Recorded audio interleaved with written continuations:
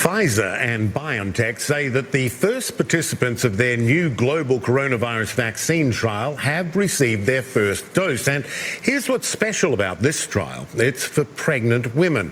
The first doses went to women in the US, but the trial will also include women from 8 other countries.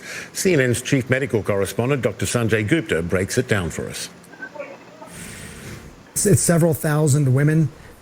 Usually pregnant women around 24 weeks of pregnancy. That's when they're starting this. And they're basically going to follow them along, and they're going to follow the babies along as well after the babies are born, looking for exactly what you'd think, safety and efficacy, but also looking to see if the antibodies that a pregnant woman gets as a result of the vaccine are then transmitted to the baby. And how long and how good are those antibodies? How long do they last? And CNN's Melissa Bell joins me now live.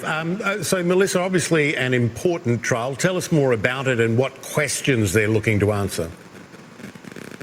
I mean, basically, for the time being, there's been very little information on specifically what vaccines present in terms of risks to pregnant women. So it's an important study that's coming. This is, I gather, fairly common practice. That is, vaccines, of course, are first of all tested on the general population and then on subpopulations like pregnant women only afterwards. But it is, of course, an important question. You can imagine for all those pregnant women wondering whether or not they should get vaccinated. These findings will be crucial. Two things particularly, of course, being looked at, Michael. First of all, whether the vaccine can cause any harm to the pregnant women themselves, provoking things like miscarriages. But then also, as Sanjay Gupta was just saying, what kind of immunity is then passed on to the infants? If you take, for instance, the flu jab, we know that that leads to antibodies being passed on to the child, which can then last until the child is 6 months old. And the question will be to find out whether the same is true for this very important vaccine that, of course, the whole world awaits with such impatience.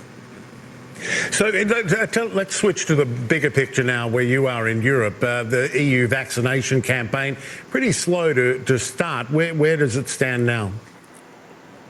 Well, it remains pretty slow, Michael, and well short of the target that European officials have set themselves. What they want is for the EU to have vaccinated 70% of its population by the summer. And now, to give you an idea of where things stand for the time being, you look at the United Kingdom's vaccination, 23% of its population has received at least one dose of the vaccine. European countries, well short of that. The one that is doing the best for the time being, Michael, Denmark, is at 4.5% of its population. But the European countries that are the largest, those within the EU that have the largest population, so I'm thinking here of France, Spain, Germany, Italy, all beneath 4%. So that gives you an idea of the challenge that lies ahead for these countries that have had such a slow beginning in the rollout of their vaccine campaign. Of course, one of the big questions remains that question of supply. And bear in mind that some of those vaccines, for instance, the AstraZeneca one in many European countries, is not being recommended for people over 65. So it is those shortfalls that the European Union is very keen to make up for, and looking very much ahead to what future vaccines might be approved by the European Medicines Agency to help along with that. All right, Melissa Bell there in Paris. Good to see you. Thanks so much.